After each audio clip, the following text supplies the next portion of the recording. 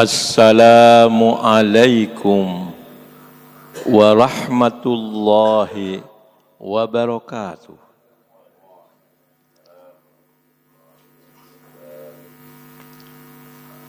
Alhamdulillahi rabbil alamin. Wa bihi nasta'inu ala umurid dunya waddin. Ashhadu an la ilaha illallah wahdahu la syarika lah. Al-malikul haqqul mubin. Wa ashhadu anna Muhammadan abduhu wa rasuluh. Sadiqul wa'dil amin. Allahumma salli wa sallim ala abdika wa rasulika khatamin nabiyyin Sayyidina Muhammadinil mab'uthi rahmatan lil alamin wa ala alihi wa ashabihi ajma'in. Bapak-bapak, ibu-ibu, saudara-saudari, jamaah subuh yang dimuliakan Allah. Dalam beberapa hari terakhir ini, dunia maya kita dibuat gaduh oleh kasus seorang dai kondang yang dianggap melakukan pelecehan, penghinaan kepada seorang pedagang es teh di Magelang beberapa waktu yang lalu. Dan kebetulan sang dai kondang ini menjabat pula sebagai salah seorang pejabat tinggi negara, jabatan setingkat menteri. Dunia maya kita hingar-bingar dengan berbagai komentar, terutama komentar yang memojokkan dan menghujat sang dai, sang pejabat tinggi. Di samping sebaliknya, tidak sedikit pula yang melakukan pembelaan, membenarkan atau paling tidak memaklumi apa yang dilakukan oleh sang dai. Yang kita tahu bersama, akhirnya sang dai yang merangkap sebagai pejabat tinggi negara ini merasa harus mengundurkan diri dari jabatannya. Suatu tindakan yang di negeri ini kurang lazim. Pejabat mengundurkan diri lantaran melakukan kesalahan. Biasanya nunggu dipecat. Kalau bisa walaupun salah masih bisa bertahan. Tapi dai yang satu ini, pejabat yang satu ini memilih mengundurkan diri dari jabatan. Ini harus diakui sebagai tindakan kesatria, terlepas apakah ini karena desakan netizen, masyarakat luas, atau memang berangkat dari kesadaran sendiri. Tapi sekali lagi, mengundurkan diri dari jabatan publik, apalagi jabatan setingkat menteri, karena merasa bersalah, ini merupakan sebuah fenomena baru dalam kehidupan kita berbangsa dan bernegara. Dalam kesempatan ini saya tidak ingin terlibat dalam dukung-mendukung atau hujat-menghujat, tapi cuma saya ingin mengajak kita mengambil ibarah, mengambil pelajaran, suri tauladan. Dalam bahasa Arabnya, i'tibar, mengambil ibrah. Karena memang Al-Quran memerintahkan i'tibar itu, fa'tabiru, i'tibarlah kamu. I'tibar artinya mengambil ibrah, mengambil pelajaran. Pelajaran apa yang bisa kita petik dari hingar-bingar soal dai dan pejabat kondang, dai kondang dan pejabat tinggi yang kemarin melakukan tindakan yang dianggap merendahkan orang kecil. Ada dua ungkapan dalam bahasa Arab yang sangat populer. Pertama, yakni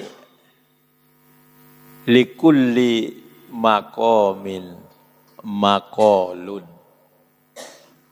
Untuk setiap makom, untuk setiap tempat konteks itu ada ucapannya sendiri. Jadi ada kata-kata yang cocok untuk konteks publik, ada kata-kata yang hanya cocok untuk konteks privat. Ketika kita guyon dengan teman-teman kita, ya, sepermainan, ya, satu grup dalam jumlah yang terbatas dan tidak dipublikasikan kemana-mana, mungkin suatu ucapan dianggap wajar-wajar saja. Dianggap sebagai candaan, guyonan yang biasa. Tetapi ketika candaan itu dilontarkan dalam forum publik, orang banyak pakai pengeras suara atau sound system lagi, di hadapan ratusan bahkan ribuan orang dalam suatu forum yang bernama forum pengajian atau forum rapat atau apa, maka ini dianggap sebagai candaan yang kebablasan alias lebay, candaan yang berlebih-lebihan, sehingga dianggap sebagai bukan lagi sebuah kewajaran, tapi sebuah keanehan, bahkan dianggap sebagai perbuatan yang tercela. Likulli maqamin maqalun. Untuk setiap makom itu kedudukan, tempat, konteks, ada makolnya, ada ucapan-ucapannya sendiri. Ini penting untuk pedoman kita. Likulli maqamin maqalu. Yang kedua, ada ungkapan lama dalam bahasa Arab yang berbunyi salamatul insan fi hifdzil lisan. Keselamatan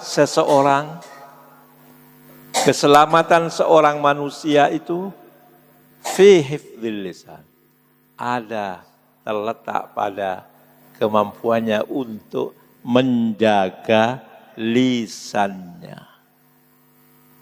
Tidak asal ceplas,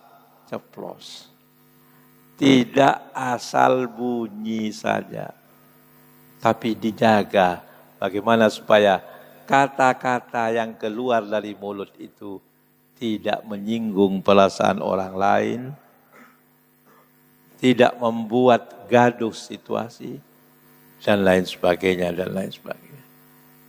Keselamatan seseorang bergantung kepada sejauh mana dia mampu menjaga lisannya.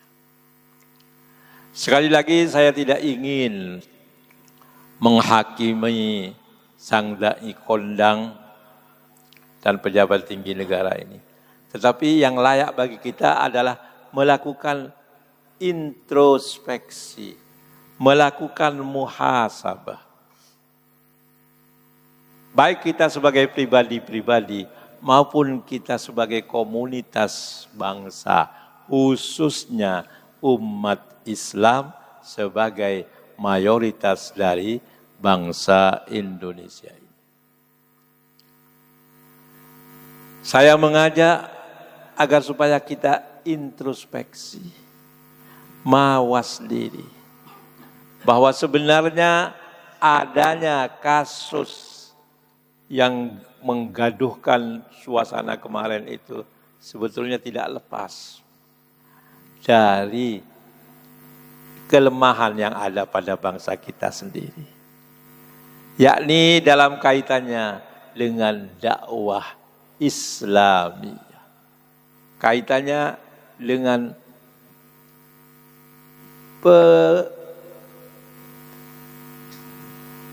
penyiaran agama Islam dengan mengajak orang kepada kebaikan. Untuk dakwah Islamiyah ini sebenarnya pedomannya sudah sangat jelas dalam Al-Quran. Allah Subhanahu wa ta'ala memerintahkan kepada nabinya Muhammad sallallahu alaihi wasallam. Dalam surat An-Nahl ayat 125, ayat ini terkenal sekali. Antara lain bunyinya, A'udzu billahi minasyaitonir rajim. Ud'u ila sabili rabbika bil hikmati wal mau'izatil hasanati wajadilhum billati hiya ahsan. Al-ayah. Ud'u, ajaklah, berdakwahlah, ajaklah wahai Muhammad. Ini perintah Allah kepada nabinya, dan perintah ini berlaku juga untuk umatnya yang mau melakukan dakwah. Sebab dalam kaidah dikatakan khitabun nabiyyi khitabun li ummati. Khitab, titah Allah kepada nabinya Muhammad sallallahu alaihi wasallam berarti pula sebagai khitab atau titah untuk umatnya. Kecuali kalau ada nanti karinah-karinah, indikator-indikator yang menunjukkan itu hanya khusus untuk Nabi saja. Selama tidak ada indikator itu, maka perintah untuk Nabi merupakan perintah bagi umatnya. Yakni perintah untuk berdakwah, mengajak. Dakwah itu artinya mengajak, memanggil, menyeru. Ila sabili rabbika. Wahai Muhammad, serulah, ajaklah ke jalan Tuhanmu bil hikmati, dengan hikmah, wal mau'izatil hasanati, dan dengan mau'izah hasanah. Mau'izah hasanah artinya pengajaran yang baik, nasihat yang baik. Nasihat bukan cacian, bukan cemoohan, tapi dengan nasihat yang baik. Wajadilhum billati hiya ahsan. Dan berdebatlah dengan mereka, dengan manusia itu. Berdiskusilah dengan mereka billati hiya ahsan, dengan cara yang paling baik. Itu perintah Al-Quran. Al-Quran memerintahkan Nabi Muhammad dan orang-orang yang berdakwah, mengajak orang ke jalan kebenaran, ke jalan Allah, untuk melakukannya dengan hikmah. Apa hikmah itu? Banyak ya tafsiran yang diberikan para ulama mengenai kata hikmah itu.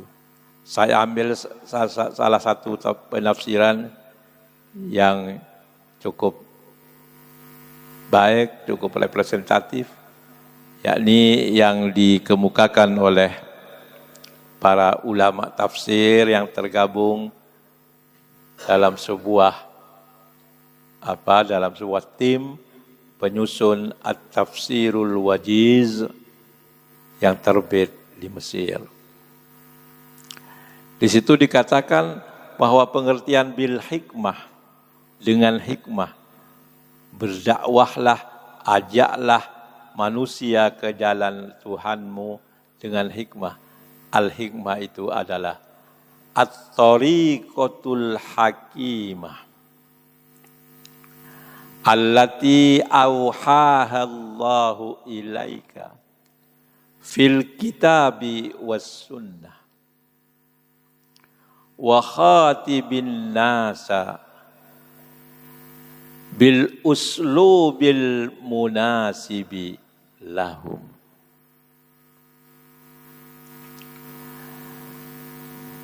Artinya, arti dari hikmah itu adalah at-tariqah al-hakimah. Cara dakwah, cara mengajak yang bijaksana, yang arif, yang santun, yang menyenangkan. Bukan membuat gaduh, membuat resah, membuat tersinggung, tapi dengan at-tariqah al-hakimah. At-tariqah al-hakimah, cara yang bijaksana itu adalah allati auhaha Allahu ilaika, yang telah diwahyukan Allah kepadamu Muhammad fil kitabi was sunnah, dalam kitab Al-Quran maupun dalam sunnah Rasulullah sallallahu alaihi wasallam.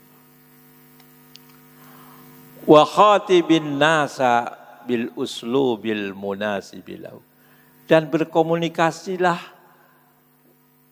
ngomonglah, berbicaralah dengan manusia, dengan audiens, ya, dengan hadirin dan hadirat, bil uslubil munasibilahu, dengan cara, dengan model, ya,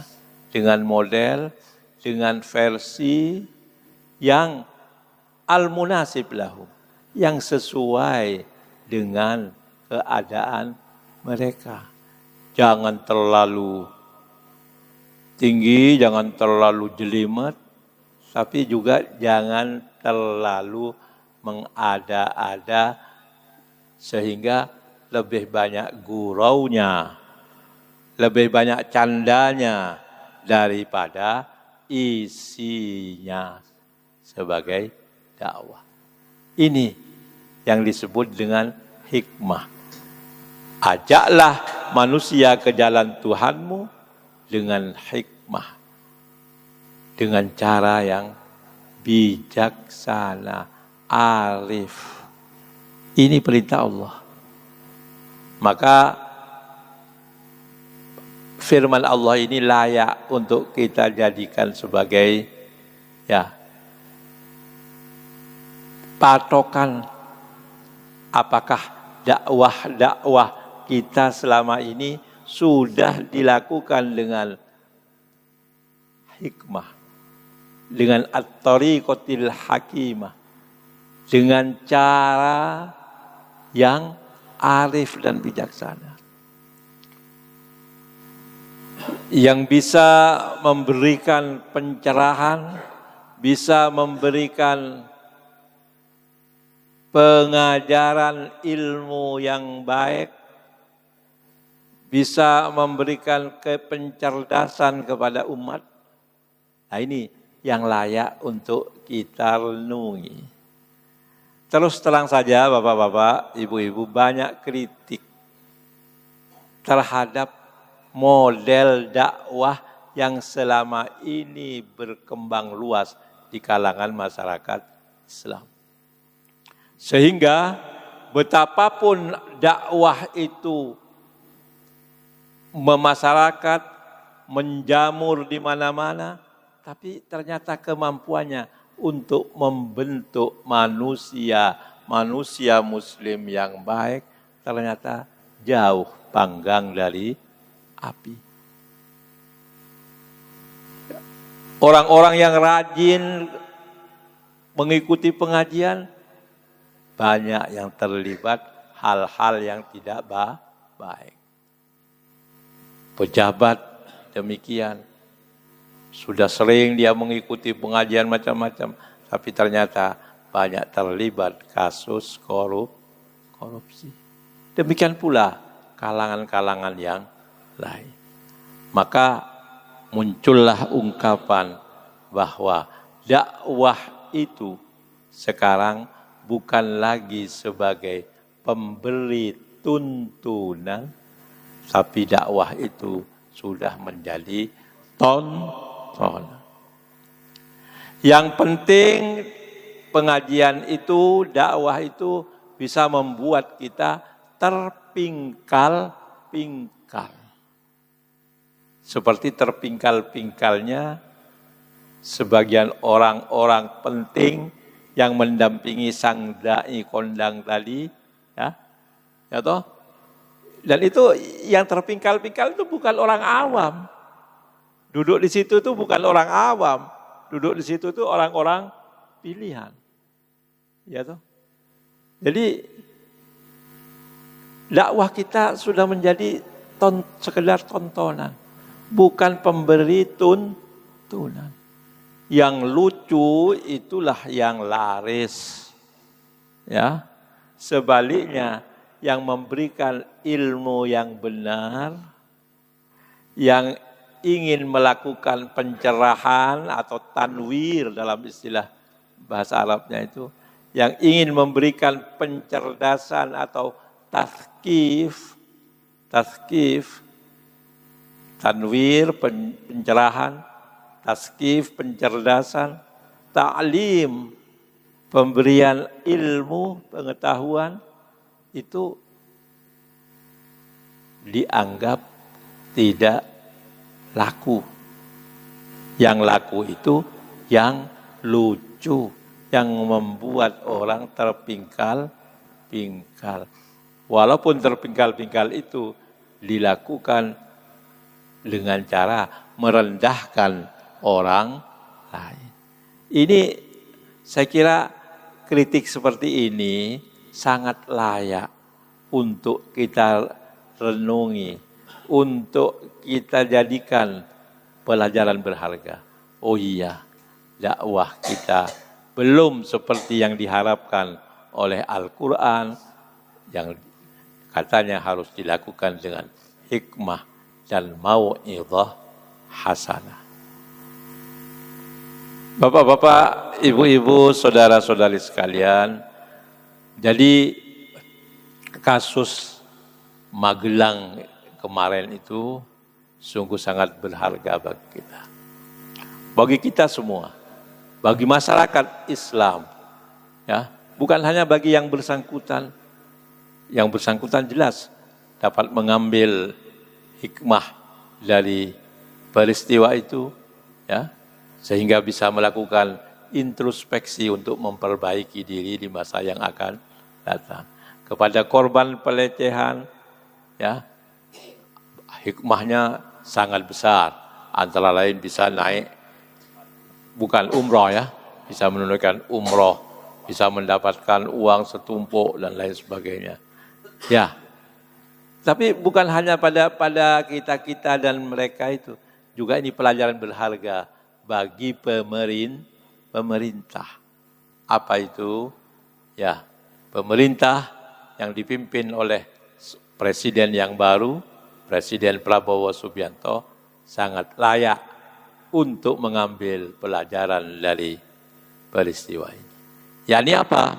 yakni memilih orang itu ya untuk jabatan-jabatan penting, ya pejabat tinggi negara itu haruslah menggunakan prinsip tausidul amri ila ahlihi, menyerahkan urusan kepada ahlinya,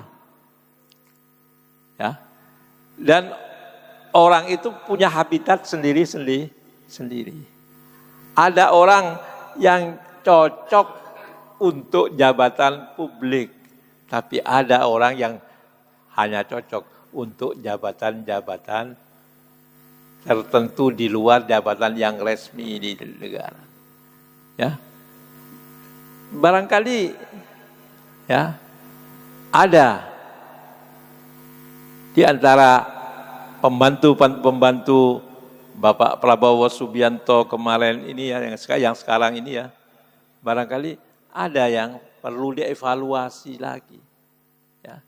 Jangan-jangan untuk jabatan resmi, jabatan publik kurang pantas, kurang cocok. Bukan habitatnya. Habitatnya adalah jadi orang swasta saja, orang bebas. Ya, saya kira ini pelajaran juga bagi semua. Mudah-mudahan Allah Subhanahu wa Ta'ala membimbing bangsa ini melalui pemimpin-pemimpinnya untuk senantiasa melakukan hal-hal yang tepat dan benar demi kejayaan bangsa ini di masa yang akan datang. Mudah-mudahan Allah mengabulkan harapan kita bersama. Wallahul muwaffiq wa huwal musta'an wa alaihi tuklan. Wassalamu alaikum warahmatullahi wabarakatuh.